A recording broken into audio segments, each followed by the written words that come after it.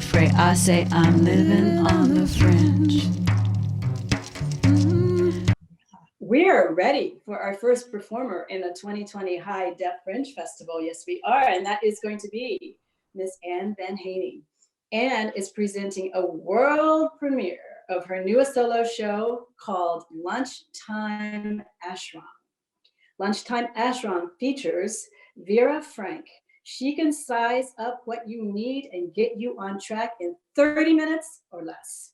So if silent meditation and lentils for a week are not your way to do it, this is for you. You've come to the right place. So welcome to the land of drive-through enlightenment. Thanks, Mary. All right, bear with me just a second. I'm gonna have to put on my tech hat and my actor hat just for a moment here. All right.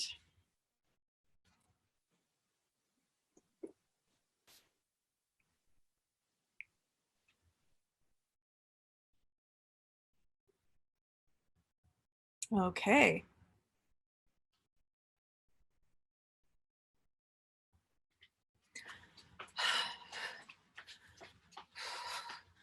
Freedom, freedom, you got to give for what you take, yeah. Running down the road in the middle of nowhere with the music blasting. It's such a cliche, but God, it feels good. The air is pure, liberating, sexy, confident. I feel James Bondy. Okay, sweaty James Bond. Oh, lunchtime ashram, 5-star enlightenment on a 3-star budget. Yeah, we have room in our lightning round enlightenment class. It's just meeting one time and it's our special.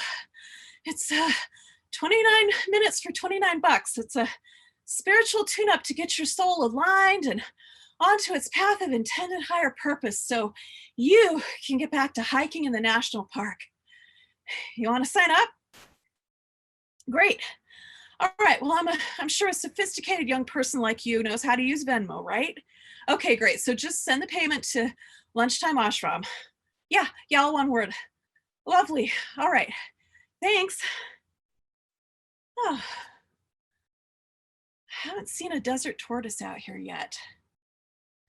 It's the holy grail of desert wildlife, you know? Oh, I've seen cottontails and jackrabbits, even mountain lions, a little too close for comfort, and bobcats in my yard, coach whips, racers, rattlesnakes, also in my yard. Bears. Oh, technically no bears, but I've almost stepped in plenty of their poo. Ah, deer. Yeah. Mice. Oh, yeah. Bats on my screen door. Rats under the hood of my Subaru again. About to feast on the wiring. Rats are why everybody out here keeps their hood up all the time. It looks like a community of engine trouble, but really, we're just trying to avoid another spendy trip to John's garage. Butterflies. Oh, I've seen so many butterflies out here, and it's magical. Ravens and owls and eagles, also in my backyard. I even have a hummingbird nesting on my patio umbrella as we speak. But no desert tortoise yet. Supposedly, they are everywhere out here. I have friends who work in conservation, wildlife biology, that kind of stuff, and they see tortoises all the time. One of them even has this really weird job. She has to watch all this highway surveillance footage. See, the government installed these tunnels and culverts to make sure that the tortoises could cross the freeways and highways without getting hit by cars that zoom by on their way to Vegas. And now they have to justify spending more taxpayer money on the project. So she just watches tortoises crossing these culverts all the time. You know who else uses the culverts? Taxpayers. Yeah, they're peeing on the side of the road all the time when they think they're out in the middle of nowhere. My friend has seen so much urination in her quest to save the tortoise. Maybe being able to manifest a tortoise is like, manifesting parking spaces or money. My husband calls me a member of the 100 Club because I have this uncanny knack for just finding money everywhere. Oh, I mean, it's usually loose change like nickels and dimes, and every once in a while, bills, ones, fives, 20s, and this one time, 100. It was like it just grew out of the ground, like a beautiful green flower, just ready to be plucked. No one else around, just me and this 100 I was about to step on. Wouldn't mind finding more of those. Oh, and of course, the money never appears when I'm desperately seeking it, like when the bills are due. It just happens when I'm in that moment where I can open my mind and just let it happen. Maybe finding that moment of being totally unplugged yet totally plugged in. Let me see a desert tortoise. You know, people come out here seeking all kinds of stuff: tantric sex, music, artistic breakthroughs. Oh, and of course, the cool Instagram shots with the Joshua trees at sunset. I call it their lunchtime ashram experience.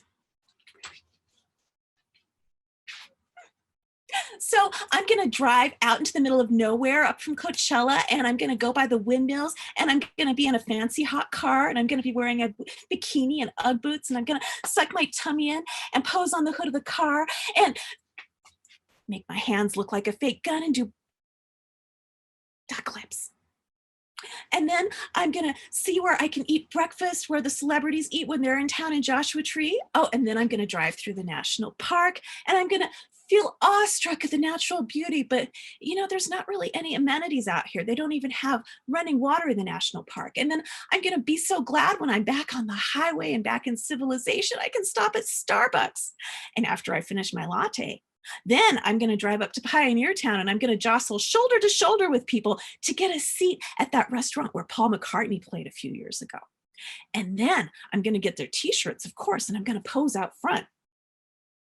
And then I'm going to find a rock to sit on and meditate at sunset.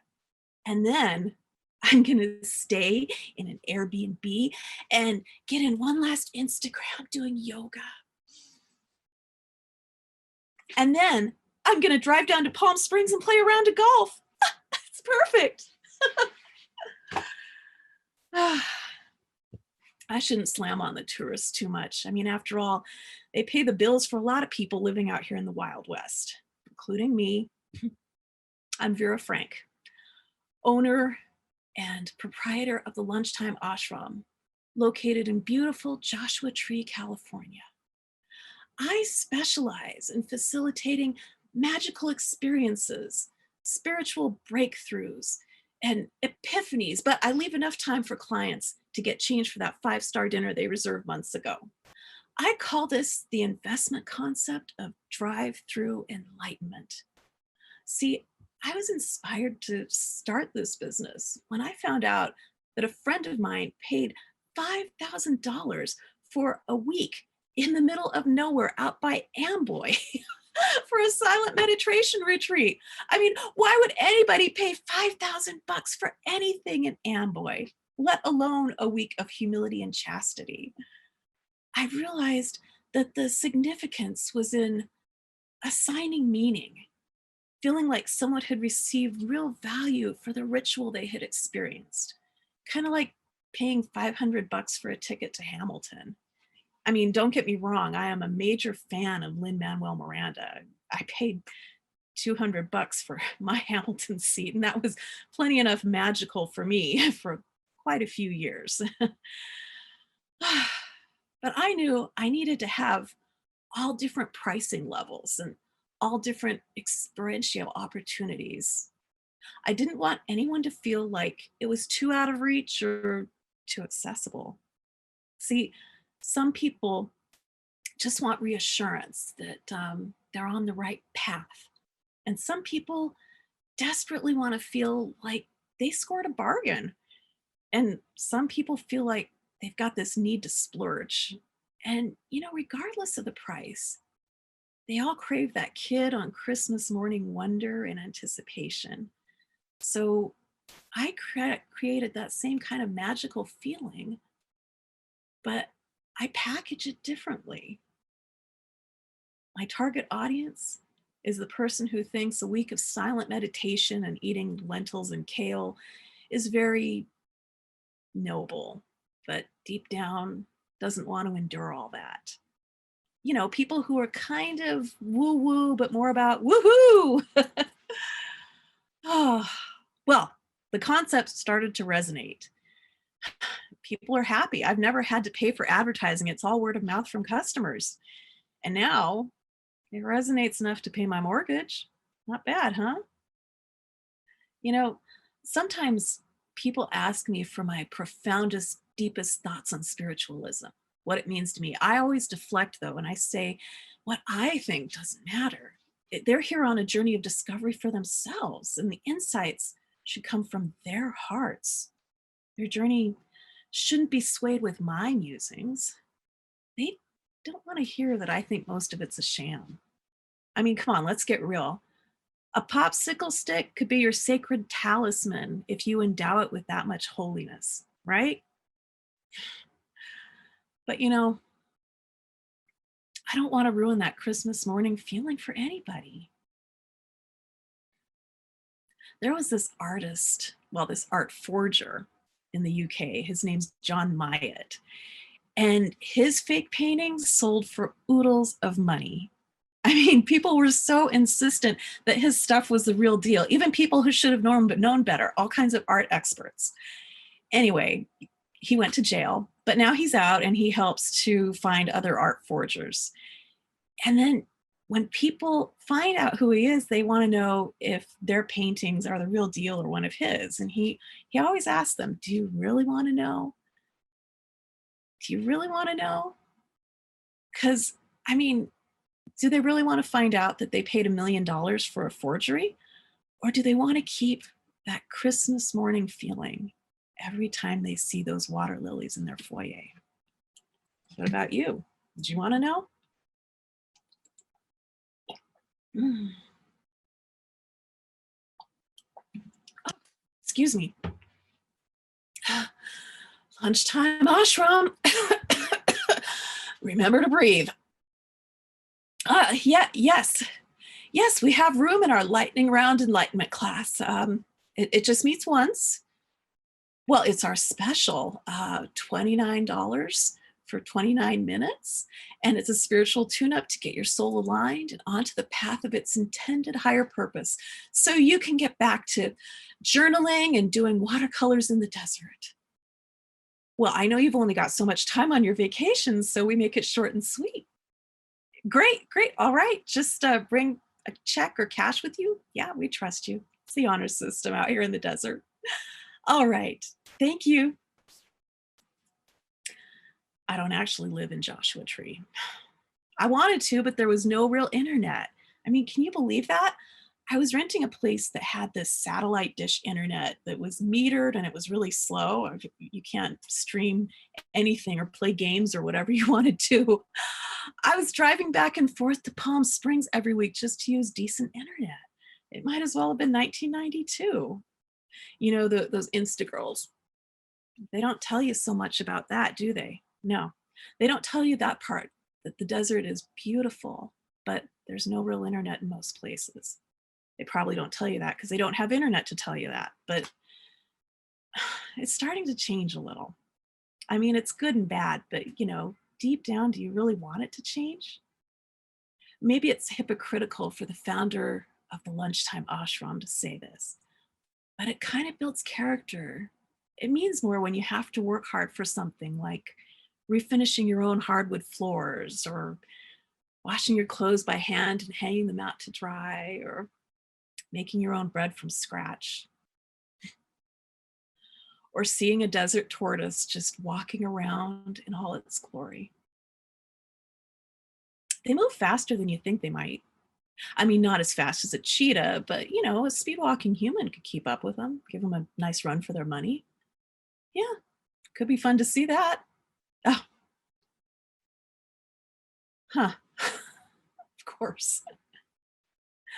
Can you believe this massive tortoise decided to spend the afternoon in my backyard, feeling blessed to live in this corner of paradise?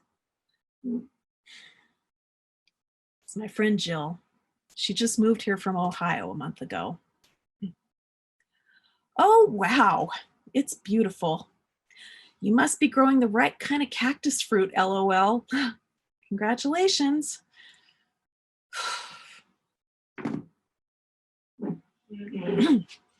I tell my clients that the tortoise symbolizes longevity, endurance, patience, knowledge, stability.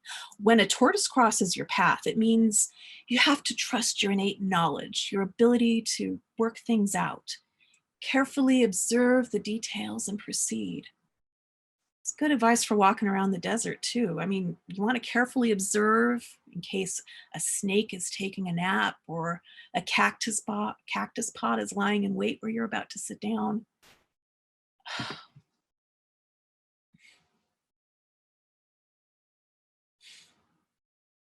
Just rode my bicycle through Joshua Tree National Park and saw 3 tortoises.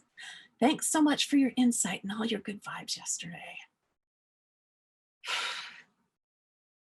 This one is from a guy who just flew in from Seattle yesterday, just flew in, and he just happened to find my shop and he popped in to ask if I had a map.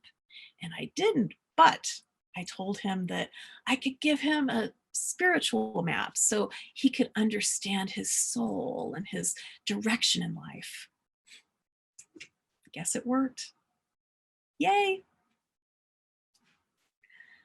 The people who come out here looking for that instant miracle, I make sure they get it. I have this knack for reading people, kind of like that Richard Gere character in American Gigolo. I know what you want. I know what you need. Oh, close down. I admit that I'm something between a spiritual medium and a con artist. But I want to be clear, I never rip people off, unless that's what they need. Oh, excuse me. Lunchtime ashram. Namaste and be on your way. The Executive Express tune-up retreat. Oh, of course. We reserve 1 space per day for select clientele like your boss who know all too well that time is money. Well, yes, we'll meet the helicopter or the private jet when it lands and give you our special devoted 29-minute premier assessment and action plan, along with a basket of locally made artisan soaps, essential oils, and bath bombs. Well, yes, it's a steal. It's only $10,029. Oh, certainly. Did you want to add town car service or freshly pressed aloe juice? Perfect. I'll put you through to my assistant to arrange for the wire transfer. One moment. Mavis, could you finalize the CEO special? All right, thanks. Everyone asks, how did I end up in the desert? I mean, the truth is, everybody who lives out here has a story about their intentional decision to live in God's oven. I always think of that line in Casablanca where Rick says he came to the desert for the waters, but was misinformed. All right, I came out here. It's stupid. I came out here because I saw this thing that said, you can't hide from anything in the desert, not even yourself. And it's kind of scary, but it's also refreshing to have everything right out there in the open every day, you know? Just cut through the bullshit and live authentically, except when I feel inauthentic. I was on a fast track to becoming one of those Insta girls in the city with the gun pose and the duck lips, and it really got to me. I even burned my Uggs. I mean, think about it. What happens to those women when they grow up? Do you really want to see them doing that pose when they get older? I mean, when they're 70? Gosh, the original Charlie's Angels don't even do that pose anymore. And if anyone has earned the right to do it, it's them. Am I right? See, the people who come out here who want that instant miracle, they get it and then they go home. They see me and I tell them something like that old Frank Herbert quote, like, polish comes from the cities and wisdom comes from the desert. And they get excited and they buy the merch that goes with it. Candles, singing bowls, sacred rocks that I found out back and washed up. Then they go back to their Airbnb and they light some incense and smoke some pot. They stagger and wonder at the vastness of the stars in the sky. Maybe have sex in a hot tub. And voila! Oh, epiphanies and transformations galore. Their lives make sense. The universe is one big yes. They know how they're going to finish that screenplay or close that deal. And they vow they're going to come out here and get in touch with their inner selves and take more time doing it next time. And then they pack up and they drive back to the city to be in rush hour traffic and then at work on time on Monday. Meanwhile, the desert doesn't stop. I have to do the rustic, everyday slice of life stuff. Walk the dog, scoop the poop, manage the inventory at the shop, negotiate with the landlord. And then I have to do weird things like drive around truckloads of carrots and garlic that have spilled on the road because some sweet trucker wanted to avoid a coyote. There's not really a miracle in that. I mean, long after the yoga fests are over, I watch the push and pull of this area. It's yearning to grow and modernize, but still remain a sleepy small town. And I just remind myself that the only constant is change. That's true wherever you're at. Oh, lunchtime ashram, be here now. A grief workshop. I'm so sorry. I can tell your heart is in so much pain. I have to be honest. There's not really a magic bullet that I have for what you're going through, but do you want to come by the shop tomorrow and just have a cup of tea? Just talk? No, no charge. No, there would be no charge. Well, yeah, you think about it, and when you're ready to come in, I'll be here to listen, okay? I'm so sorry. Thanks. Been thinking about closing up the lunchtime ashram. Until recently, I didn't mind delving into giving quick and dirty enlightenment and secretly feeling like a fraud. But it's frustrating to see what everyone else needs, but not be able to put a finger on what it is that I need. I know it's not crystals or an aura reading. It's not a special mantra or peyote. I thought maybe coming out here today, way out here, I'd get perspective, figure it all out. Do what I always tell my clients to do and listen to my heart. Maybe it's time for a change of scenery. Tropical island or mountains somewhere, the Alps, could help me figure out the big picture. But I know so many people keep moving around and they never find the place. Kind of like that U2 song that was recorded out here. I still haven't found what I'm looking for. And then I think that, hi, hey, yeah, I'm fine. No, I'm fine. Just wanted to get some perspective. Oh, you saw a tortoise on your way out here. Great. Of course he did. No, I'm fine. I got plenty of water, and I'm just trying to figure out my life. Oh, okay. All right. Yeah. Viva Las Vegas. Don't pee in the culverts. Okay, universe. I think I understand what you're trying to say to me. It would be nice to see a tortoise when you think I'm ready. And I know it may or may not happen. I need to be my own icon. That would be a good slogan. Note to self, I am my own icon. Get some price quotes and have that printed up on scented candles and crop tops, magnets and necklaces. All right, universe. I know you'll probably send tortoises galore my way as soon as I stop attaching any importance to them. In the meantime, I'll remember to be grateful for the sunrises, the sunsets, the beautiful creatures, the lovely plants, and the kind people you send my way. I'll be better about taking time to appreciate the wonder of this place, the joy, the moment, and listening to the messages that are right here in front of my face.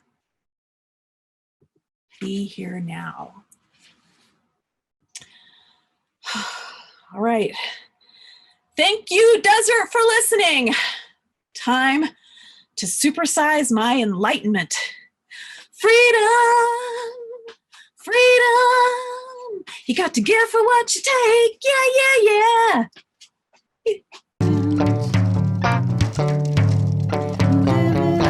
You say I'm living on the fray. I say I'm living on the fringe.